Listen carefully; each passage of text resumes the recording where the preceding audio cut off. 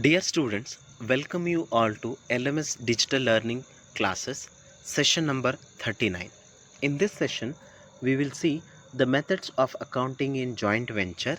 The third method, that is when separate set of book is kept. There are three methods of accounting in joint venture. First one is when each co-venture records the transaction in his own books and opens joint venture account and accounts of his fellow partner. The second method is memorandum joint venture account method. The third one is when venture agrees to keep a separate set of books of accounts. This chart will clearly show you the three methods of joint venture accounting. First one is when separate set of book is not kept. So there are two methods under this. When each co-venture records all the transaction, this is first method, and second one is memorandum joint venture account method. On the right side you can see when separate set of book is kept. So there are three accounts which are mainly prepared. One is joint bank account, joint venture account and co-venture account. In this session, we will see method of joint venture accounting when separate set of book is maintained. Joint venture accounts when separate set of book is kept. This method is particularly followed where there are large transactions and is continued for a comparatively long period. Accounts are prepared under the double entry principle. So a separate set of book is kept in common on behalf of the all ventures for recording the transactions of joint venture. Thus, each venture is treated as partner and the money contributed by them is considered as capital. A joint bank account is opened in which all the cash receipts are deposited and all the payments made by checks drawn on this account. So joint bank account is just like a normal cash account or bank account. Under this method, there are three important accounts which are prepared. One is joint bank account, joint venture account and co-ventures account. Joint bank account is nothing but cash book or bank account. Joint venture account is prepared to ascertain the profit or loss of the venture. Co-venture account is the co-ventures capital account. In this slide, you can see the journal entries which are recorded. For contribution of initial capital, the journal entry is joint bank account data to co-ventures account. For expenses paid out of joint bank account, the entry is joint venture account data to joint bank account. Then for the expenses paid or goods bought by co-ventures, the journal entry is joint venture account data to co-venture account.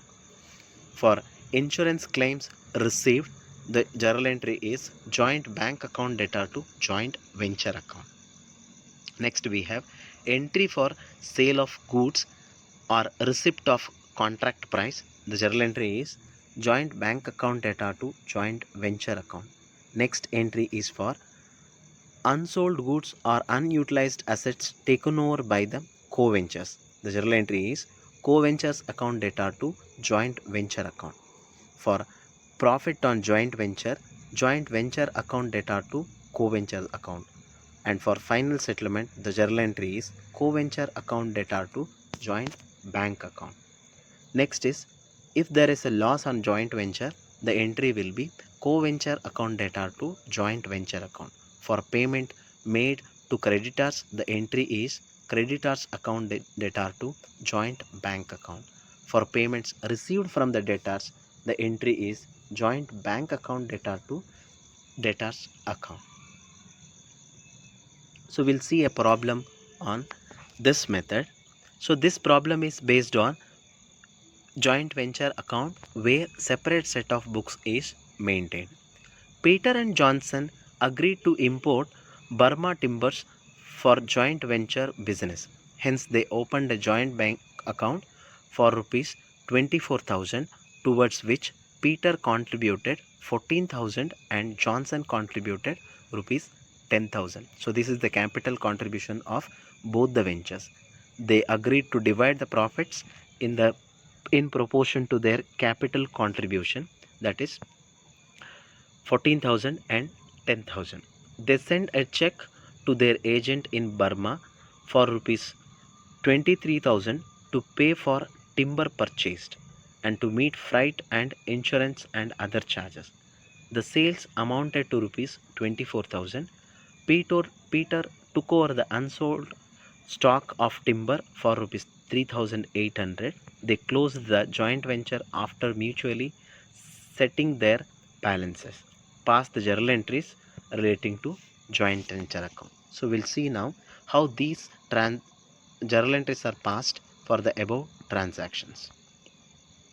So you can see here journal entries for initial contributions made by the co-venture. The journal entry is joint bank account debtor to Peter account 14,000 is credited, to Johnson account 10,000 is credited. So total 24,000.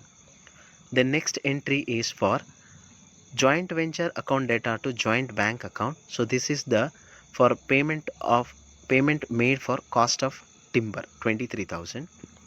The next entry is for sales proceeds, joint bank account debtor to joint venture account 24,000.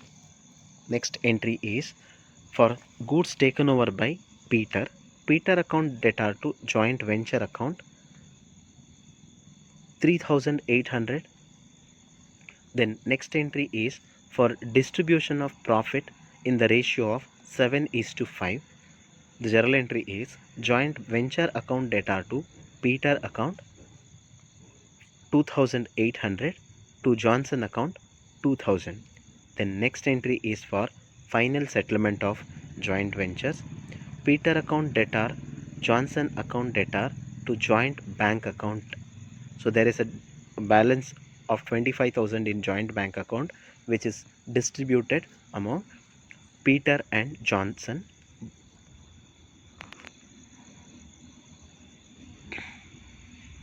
I hope you have understood the third method of joint venture accounting, where separate set of books are maintained, and you have understood the problems also. Thank you.